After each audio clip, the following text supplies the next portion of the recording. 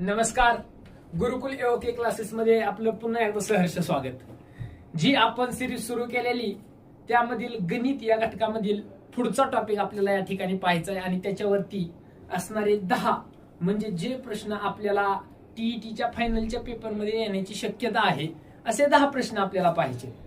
तर त्याच पद्धतीने आपण आज पाहणार आहोत की वर्गमूळ तसंच घन आणि घनमूळ एकदम सोपा, साधा आणि सरळ जो 5वी पासून ते 10वी पर्यंत कोणत्याही इयत्तेमध्ये त्या टॉपिक वरील प्रश्न निश्चितपणे विचारले गेलेले आहेत. तसेच पुढील स्पर्धा परीक्षांमध्येही या टॉपिक मधील प्रश्न आपल्याला त्या ठिकाणी पाहायला मिळतात. चला करूया आपण पहिल्या प्रश्नाकडे या ठिकाणी वाटचाल करूया. चला पहिला प्रश्न काय आहे ते बघू. आपल्याला या ठिकाणी वर्गमूळ दिलेला आहे, त्यामध्ये 3 गुणिले 4 गुणिले 5 गुणिले 6 अधिक 1. तर आता या पद्धतीचा प्रश्न एकदम अवघड वाटतोय पाहायला, परंतु एकदम सोप्या पद्धतीने कसा सोडवायचा हे आपण पाहूया. आता पहा, जर कधीही वर्गमुळामध्ये 4 संख्यांचा म्हणजे सलग संख्यांचा गुणाकार दिलेला असेल, म्हणजे 3 गुणिले 4 गुणिले 5 गुणिले 6 आणि शेवटी तुम्हाला अधिक 1 दिलेला असेल तर काय करायचंय बघा. या सलग दिलेल्या संख्यांमधील सर्वात लहान संख्या आणि सर्वात मोठी संख्या यांचा करायचा गुणाकार, म्हणजेच साहित्रिक किती येईल 18 आणि जी शेवटी प्लस 1 आहे ती त्यामध्ये मिळवायचंय, म्हणजेच उत्तर आपलं येईल 19.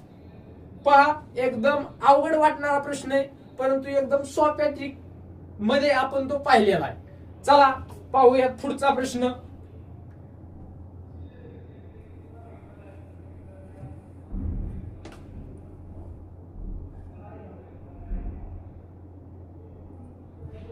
बघा पुढचा प्रश्न काय आहे. वजा 1331 हा कोणत्या संख्येचा घन आहे? कोणत्या संख्येचा घन याचा अर्थ त्या वजा 1331 चं घनमूळ किती? म्हणजेच जर आपण पाहायचं झालं तर वजा 1331 आहे आणि त्याचं आपल्याला काढायचंय घनमूळ. आता पहिली कन्सेप्ट अशी आहे, घन म्हणजे काय आणि वर्ग म्हणजे काय. घन म्हणजे काय असतंय, त्याच संख्येला 2दा गुणणे. म्हणजे कसं, समजा आपल्याला काढायचंय 5चा घन, तर याचा अर्थ 5 गुणिले 5 गुणिले 5. तो जो 5 आहे तो आलाय 3 वेळा, परंतु गुणाकार आपण करणार आहे 2 वेळा. म्हणजे 5 5 25, 25 5 125. आणि वर्ग म्हणजे काय, त्याच संख्येला 1दा गुणणे. म्हणजे 5चा वर्ग म्हणजे काय, 5 गुणिले 5 बरोबर आपलं उत्तर येईल 25. आता आपले कमीत कमी 1 ते 20 पर्यंतचे घन आणि 1 ते 30 पर्यंतचे वर्ग हे तोंडपाठ पाहिजेत. मग आपल्याला निश्चितच माहित आहे 1331 हा कोणत्या संख्येचा घन आहे, तर तो घन आहे 11चा घन. परंतु आपल्याला काढायचंय की वजा 1331 हा कशाचा घन आहे, मग निश्चितच तो असेल वजा 11चा घन. म्हणजे सांगायचा उद्देश काय आहे, जर कोणत्याही ऋण संख्येचा तुम्ही जर घन केला तर तो निश्चितच ऋण मध्ये येतो, आणि जर एखाद्या ऋण संख्येचा तुम्ही वर्ग केला तर तो येणार तुमचा धन मध्ये. म्हणजे जर तुम्ही वजा 11चा वर्ग जर काढला तर त्याचं उत्तर येईल 121. आणि या 121 ला चिन्ह कोणतं येईल, वजा का अधिक, तर येणार अधिक. त्यामुळे या प्रश्नाचं उत्तर आहे तुमचं पर्याय क्रमांक 4 वजा 11, म्हणजेच वजा 1331 याचं घनमूळ आहे तुमचं वजा 11. चला पाहूयात पुढचा प्रश्न.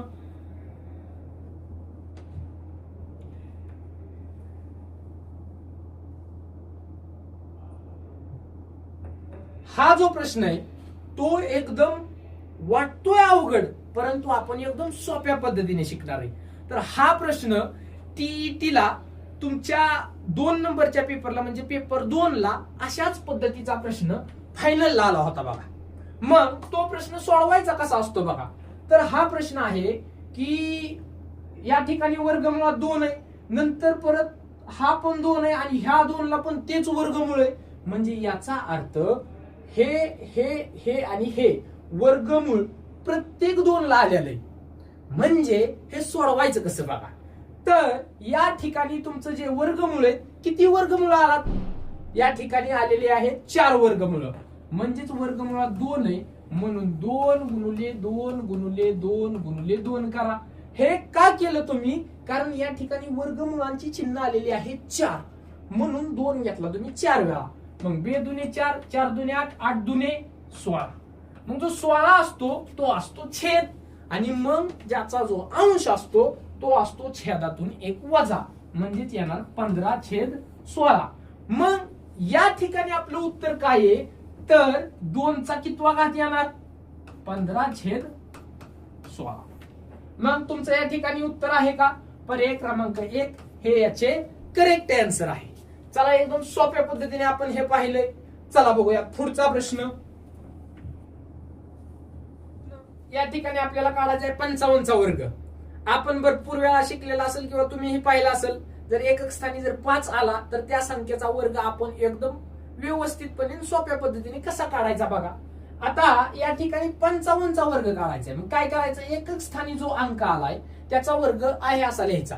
म्हणजे निश्चितच एकक स्थानी जर 5 असेल तर त्याचा वर्ग करा येईल 25. हे झालं तुमचं या ठिकाणचं उत्तर. आणि पुढं जे असतंय त्या ठिकाणी पुढचा जो अंक आहे म्हणजे 55 आहे, म्हणजे या ठिकाणी आहे 5, त्याच्या पुढची संख्या आहे 6. मग 6 पंचे 30, म्हणजेच या ठिकाणी तुमचं उत्तर आलं 3025. पण या ठिकाणी एकदम महत्वाचा एक नियम लागू होतो. तर तो नियम काय आहे? समजा 22 गुणुले 28. आता या 2 संख्यांचा आपल्याला या ठिकाणी गुणाकार करायचा आहे. जर एकक स्थानच्या अंकांची बेरीज 10 असेल, बघा एकक स्थानच्या अंकांची बेरीज 10 येते का? ओके. मग काय करायचं? डायरेक्ट या संख्यांचा करायचा गुणाकार. 8 दुने किती आलं? 16. आणि दशक स्थानी हे जे सांगतोय ते महत्वाचं आहे. दशक स्थानी समानच अंक पाहिजे. म्हणजे समजा इथं 22 आलंय आणि इथं 38 आले, तर हा नियम लागू होणार का? अजिबात नाही. दशक स्थानी हा अंक समानच पाहिजे. म्हणजे या ठिकाणी दशक स्थानी दोन्हीकडेही 2 आहे, म्हणून ह्या 2च्या पुढचा अंक 3, 2 6. तर बघा निश्चितच तुम्ही करून जर बघितलं तर 28 आणि 22 यांचा गुणाकार 616 येईल. वाटलंच तर तुम्ही एखादा अजून एक उदाहरण करून बघा, तुम्हाला निश्चितच कळेल हा नियम कोणता आहे. चला तर अशा पद्धतीने याचं उत्तर येतंय पर्याय क्रमांक 1 3025. चला बघूया पुढचा प्रश्न.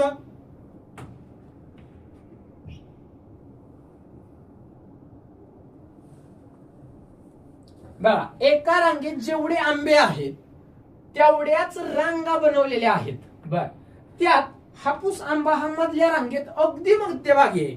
म्हणजे याचा अर्थ काय?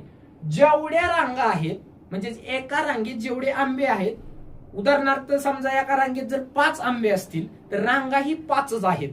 म्हणजे याचा अर्थ एकूण आंबे त्या ठिकाणी किती असतील? 25. त्याच पद्धतीने या ठिकाणी तुम्हाला म्हटलेलं आहे की जेवढ्या रांगा आहेत म्हणजे जेवढे आंबे आहेत तेवढ्याच रांगा आहेत. मग जो तुमचा हापूस आंबा आहे तो अगदी मध्यभागी आणि कोणत्या लाईन मध्ये? मधल्याच लाईन मध्ये. मग त्या आंब्याचा क्रमांक कितवा येतोय? 15वा. मग निश्चितच जर तुम्ही नीट व्यवस्थित विचार केला तर या ठिकाणी वरती 14 आंबे असतील, या ठिकाणी तुमचा 15वा हापूस आंबा असेल आणि तो मध्यभागी असल्यामुळे खालीही आंबे किती असतील? 14. म्हणजे याचा अर्थ 14 14 28 आणि 1 29. एका लाईन मध्ये आंबे असतील 29. मग रांगा किती असतील? 29च. म्हणजे निश्चितच या ठिकाणी तुम्हाला 29चा वर्ग कोणता आहे तो बघायचा आहे. मग 29चा वर्ग किती? कमीत कमी आपले वर्ग, वर्गमूळ आणि घनमूळ पाहत असताना 20 पर्यंत घन आणि 30 पर्यंत वर्ग पाठ असणं गरजेचं आहे, जेणेकरून तुमचं ह्या प्रकारचं जे कॅल्क्युलेशन आहे ते फास्ट होईल आणि क्रिया करण्यासाठी वेळ घालवायची एक्स्ट्रा काही गरज नाही. मग 29चा जर वर्ग पाठ नसेल तर तुम्हाला तो काढावा लागेल आणि पाठ असेल तर डायरेक्ट उत्तर आहे 841. चला बघूया पुढचा प्रश्न. प्रश्न काय आहे? तर घनमुळामध्ये या ठिकाणी 6 शून्य आहेत आणि नंतर आहे 512. याचा अर्थ जर तुम्हाला दशांश अंकातील कधीही घनमूळ काढायचं असेल तर या ठिकाणी 3-3चे टप्पे करावे लागतात. 3-3चे टप्पे करण्यामागचं कारण काय आहे? जर तुम्ही 0.1 चा जर घन केला तर याचा अर्थ की 0.1 गुणिले 0.1 गुणिले 0.1. मग यांचा जर तुम्ही गुणाकार केला तर 1 चा प्रत्येकी गुणाकार हा 1च येणार आहे. फक्त इथं विषय पॉइंटचा. मग पॉइंट नंतर या ठिकाणी 1, 2 आणि 3 घर असल्यामुळे या पण ठिकाणी पॉइंट नंतर 3च घर येणार. मग जर 1 दशांश चिन्ह असेल तर घनामध्ये त्या ठिकाणी 3 घर तुमचा पॉइंट सरकून आलेला आहे, म्हणजेच पॉइंट नंतर 3 घर आलेले आहेत. म्हणून तर 3-3चे टप्पे या ठिकाणी आपण करणार आहे. मग या ठिकाणी जर तुम्ही पाहिलं तर पॉइंट नंतर 1, 2, 3, 4, 5, 6, 7, 8, 9 घर पॉइंट नंतर या ठिकाणी आलेले आहेत.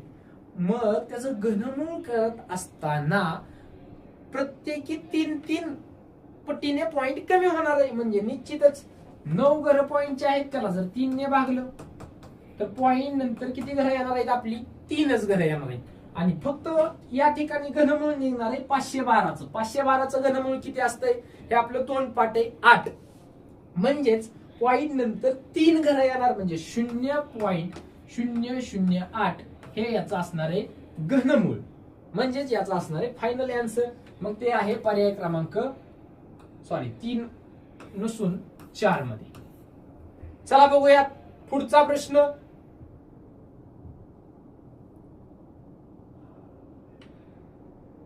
प्रश्न एकदम सोपा आहे आणि तेवढाच महत्वाचा आहे.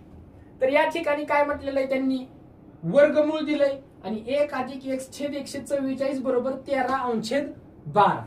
तसं जर पाहायला गेलं तर यासाठी जास्त कष्ट काय घ्यायची गरज नाही. आपल्याला माहित आहे की हा पूर्णांकयुक्त अपूर्णांकात या ठिकाणी तुम्हाला दिलेला आहे आणि त्यांची बेरीज आपण जर केली तर 144 1 144 आणि 144 मध्ये या ठिकाणी किती मिळवावं, म्हणजे या ठिकाणी 13 येईल. कारण ज्यावेळेस आपण ही बेरीज करतोय त्यावेळेस हा जो तुमचा 1 आहे तो जाणार आहे, कारण ते बेरजेमध्ये ऍड होणार आहे. मग या ठिकाणी 144 1 144. मग इथं जर 13 येत असेल तर निश्चितच अंशाच्या ठिकाणी 169 पाहिजे. मग 169 येण्यासाठी ह्या 144 मध्ये किती मिळवावं लागेल? 25. म्हणजेच निश्चितच तुमची x ची व्हॅल्यू असेल 25. म्हणजेच पर्याय क्रमांक 1 हे याचं फायनल आन्सर आहे. ओके, चला पाहूया पुढचा प्रश्न.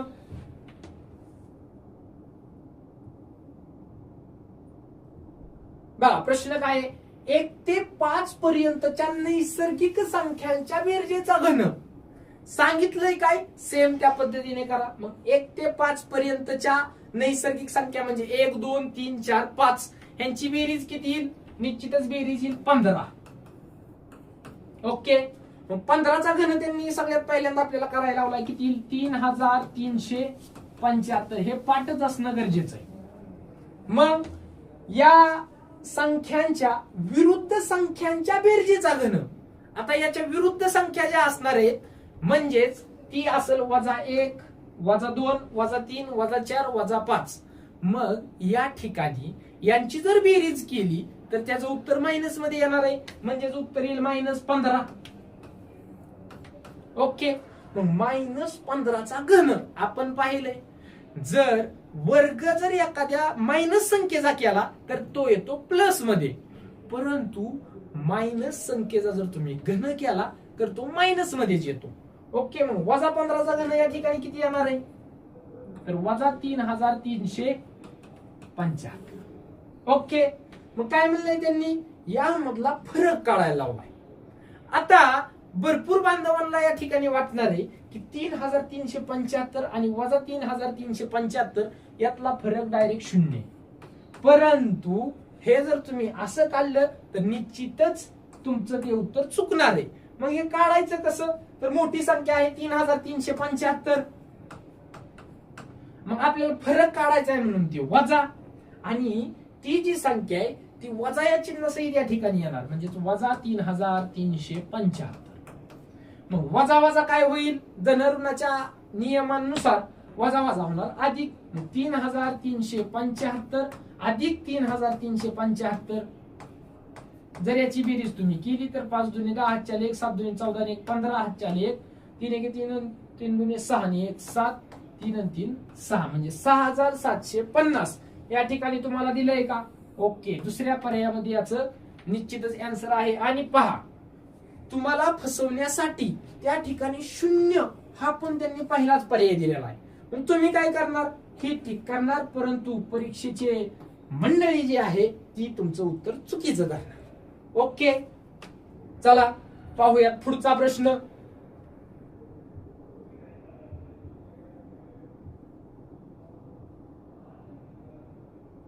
पहा प्रश्न काय? 729 व 64 या संख्यांच्या घनमुळांच्या वर्गमुळांची बेरीज किती असा प्रश्न आहे. म्हणजेच सर्वप्रथम 729 आणि 64 यांचं आपल्याला घनमूळ काढावं लागेल. म्हणजेच घनमूळ अगोदर काढायचे, नंतर जे निघतंय त्याचं वर्गमूळ काढायचे आणि त्यांची करायची बेरीज. म्हणजे 729 चं घनमूळ एकदम सोपं आहे. किती? 27. सॉरी 27 हे त्याचं वर्गमूळ झालं, आपल्याला काढायचंय घनमूळ. मग याचं घनमूळ असेल 9 आणि याचं जे तुमचं घनमूळ आहे ते असेल 4. मग त्या घनमुळांचं परत वर्गमूळ काढायच्यात. मग याचा अर्थ 9चं जे तुमचं वर्गमूळ आहे ते असेल 3 आणि 4चं वर्गमूळ असेल 2. मग यांची बेरीज किती येईल? 3 अधिक 2 निश्चितच येईल 5. पर्याय क्रमांक 3 हे याचं उत्तर असेल. ठीक आहे, चला पाहूया पुढचा आणि शेवटचा प्रश्न. बघा काय आहे प्रश्न. तर या ठिकाणी आपल्याला दिलेल्या संख्येचं घनमूळ काढायचंय. आता घनमूळ काढणं हे एकदम सोपं आहे बघा. तर कसं काढायचं घनमूळ? बघा या ठिकाणी 24,389 या संख्येचं आपल्याला काढायचंय घनमूळ. जर घनमूळ काढायचं असेल तर पहिल्यांदा या 3 संख्यांना असा कॉलम करून घ्या किंवा बॉक्स करा किंवा अंडरलाईन करा. मग काय करायचं पुढची प्रोसेस? जो एकक स्थानी अंक आहे, एकक स्थानचा जो अंक आहे, मग 1 ते 10 पर्यंतच्या घनामध्ये अशी घनसंख्या कोणती की ज्याच्या एकक स्थानी म्हणजे ज्याचा घन केल्यानंतर एकक स्थानी 9 येतो. जर 1 चा घन पाहिला तर 1च आहे, 2 चा 8 आहे, 3 चा 27 आहे, 4 चा 64, 5 चा 125, 6 चा 216 आहे, 7 चा 343 आहे, 8 चा 512, 9 चा 729 आणि 10 चा आहे 1000. म्हणजे जर तुम्ही 9 चा घन बघितला तर 729 म्हणजे त्याच्या एकक स्थानी काय येतोय? 9. म्हणजे निश्चितच 9 हा या ठिकाणी असेल. आणि जे राहिलेले अंक आहेत त्या राहिलेल्या अंकाच्या मागची जवळची घन संख्या कोणती? बघा 1 चा घन 1, 2 चा घन 8, 3 चा घन 27, 4 चा घन 64. मग 3 चा घन 27 असतोय तो पुढे जातोय. मग त्याच्या अगोदरचा पूर्वीचा 2 चा घन 8. म्हणजेच याचा अर्थ यांच्या ऐवजी या ठिकाणी येणार 2 चा घन जवळचा आहे म्हणून 2 हे त्याचं घनमूळ आहे. ओके, म्हणून 29 हे झालं याचं फायनल आन्सर. जर तुम्हाला ट्राय करायचं असेल तर समजा आपण एखादी संख्या घेतली 3375, ह्याचं तुम्हाला लावलं घनमूळ काढायला. कसं काढणार? पहिल्यांदा या 3 संख्यांना अंडरलाईन करून घ्या. नंतर काय? अशी कोणती संख्या आहे जी संख्या एकक स्थानी असल्यानंतर त्याचा घन केल्यानंतर ही 5 हा त्याच्या एकक स्थानी येणार आहे. मग याचा अर्थ 1 2 3 4 5 म्हणजे 1 ते 10 मध्ये 5 हा अंक असा आहे ज्याचा जर घन केला तर एकक स्थानी 5 येतोय. म्हणजे निश्चितच या ठिकाणी याचा विचार करून 5 येईल एकक स्थानी. आणि ही जी उरलेली संख्या आहे त्याच्या पाठीमागची जवळची घनसंख्या बघा. 1 चा घन 1, 2 चा घन 8. मग याचा अर्थ 2 चा घन पुढे जातोय, पाठीमाग 1 चा घन 1 आहे म्हणून 1. म्हणजेच बघा 3375 याचं जे घनमूळ असणार आहे ते असणार आहे 15. घनमूळ एकदम सोप्या पद्धतीने आपण काढू शकतो. अशा पद्धतीने आपण वर्गमूळ आणि घनमूळ या घटकावरील अत्यंत महत्वाचे प्रश्न जे तुम्हाला टीईटी या परीक्षेला फायनलच्या पेपरमध्ये येण्याची भरपूर शक्यता आहे त्याच पद्धतीचे प्रश्न आपण या ठिकाणी पाहिले.